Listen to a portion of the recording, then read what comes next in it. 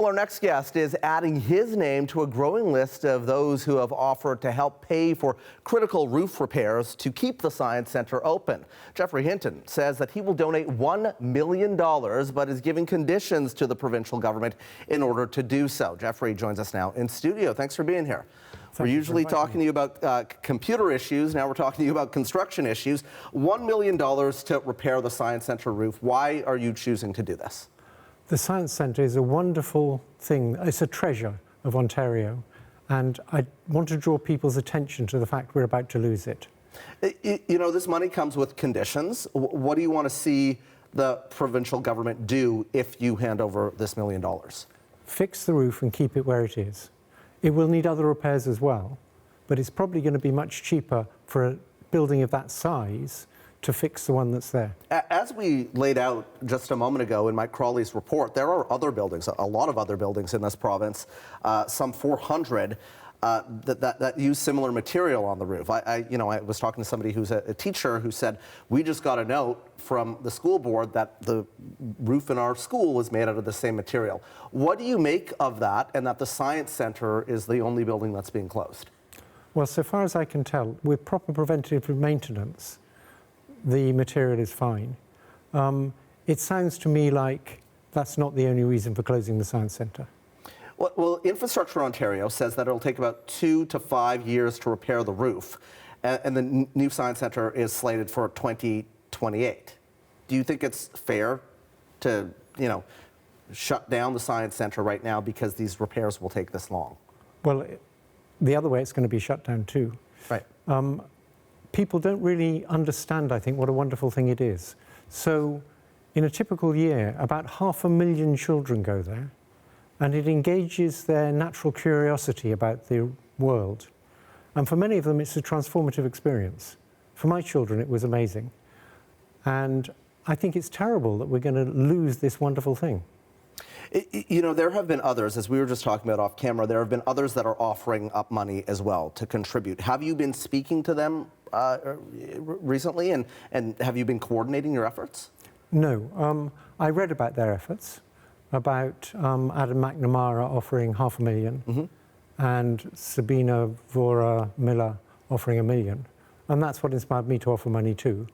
I also talked to someone I know who co-founded a startup, and he immediately offered $250,000. So a lot of people understand that this is a very important institution and that it's a wonderful setting for it. And we want to preserve it. I was talking to an advocacy group who wants to, like you see the Science Centre remain where it is right now.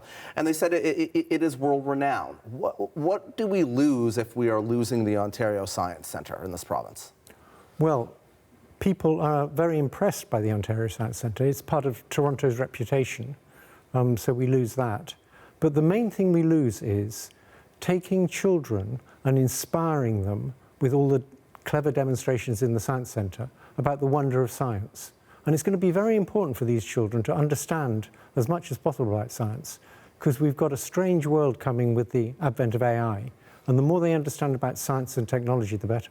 So to be clear, the conditions with your money that you would offer up to the government, you want to see the permanent home of the Science Centre remain where it is right now. You don't want to see it go down to Ontario Place. That's right. Why is that? Why is the move down to Ontario Place the wrong decision to have a revitalized Science Centre that is new? It'll be much smaller. And if you read the Auditor General's report, the costing of it was all wrong. It won't actually be cheaper. What do you think the motivations are then by the government to do this? The engineering report that was delivered last week to the province found that a small percentage of the roof panels have degraded to the extent that they are a high risk during the winter, but they did not recommend the immediate closure. So a portion of this building could be repaired while the rest of it remains open. So what do you think about that, and what do you think the motivations of the government are? Because the minister said that it's unfortunate that it has to close, but that's what's got to happen. I don't want to speculate on the motivations of the government. What I want to do is persuade them they're doing a terrible thing by closing down that Science Centre. Have you been in talks with the government at all? I've talked to Ford, but not about that. Okay. And so are you going to reach out to him in the days ahead? If I see him again, I will talk to him about that. And so what's your message to the Premier tonight and also to Kinga Surma, who's the Minister of Infrastructure? We have a wonderful science centre, world-renowned science centre, and it should be maintained. Just because previous governments haven't given enough money for preventive maintenance, that doesn't mean he has to follow suit. He could actually save this for the children of Ontario. It is very generous of you to put this money on the table, but should it be up to private citizens like yourself to foot the bill? No, it shouldn't, but when the situation is like this, people have to come forward. And you're okay parting with $1 million? Google was very generous with me.